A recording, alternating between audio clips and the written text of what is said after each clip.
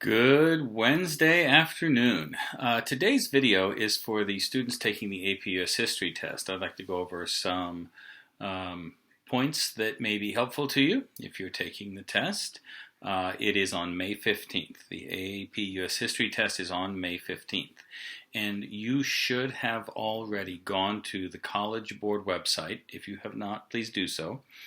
And you should have an account. You should have already been looking at the requirements for internet usage for the computer you're going to need. And I have heard from some sources that it is possible to write it and submit it as a written document, but I have no confirmation on that. So be prepared that you will be typing the AP US History test this year. If you are not a good typist, that is going to be a barrier between you and success. I think that this AP US History test in particular is eminently manageable.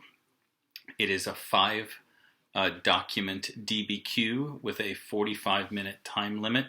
You'll be given 5 sources and a question.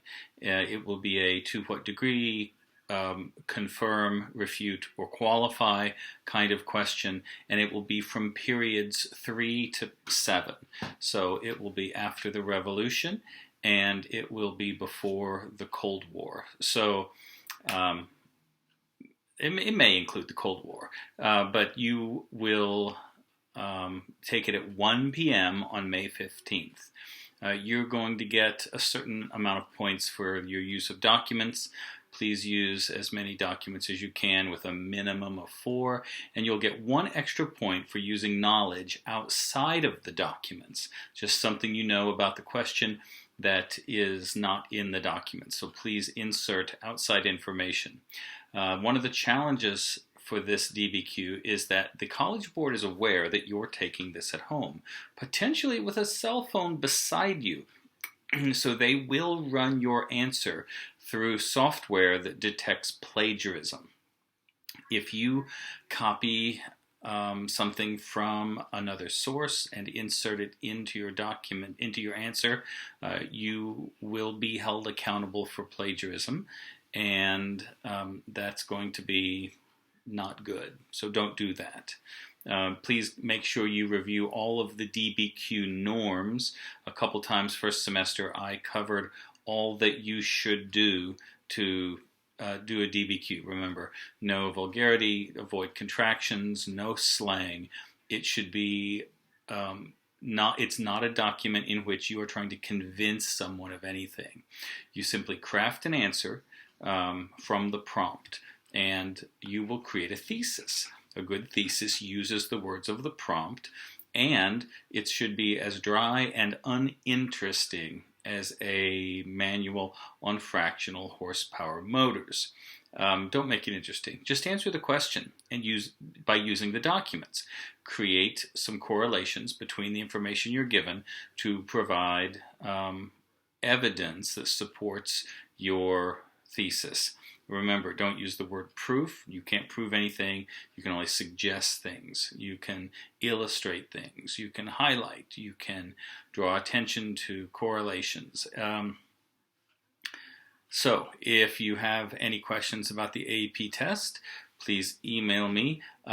So I suggested that if you're going to get a refund or not take it, to contact the counselor. That is the only thing the counselor can help you with.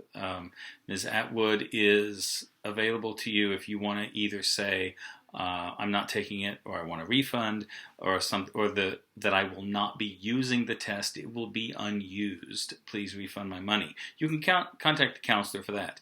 If there's a question about content, that's for me. You can email me about things that may be on the test. But right now, the actual taking of the test is between you and the College Board. And if you do not have as much information as you need, reach out to the College Board and see if there's a way that you can get more information, because we're very compartmentalized now. I've never had any part in giving the test except to shoo you out of the classroom down to the place where you're taking it. And I'd like to remind you, it is not a pencil and paper test this year. And so if your typing skills are not good, you have a problem, and it may not be for you. I hope this was helpful. It's tomorrow. We're on Thursday.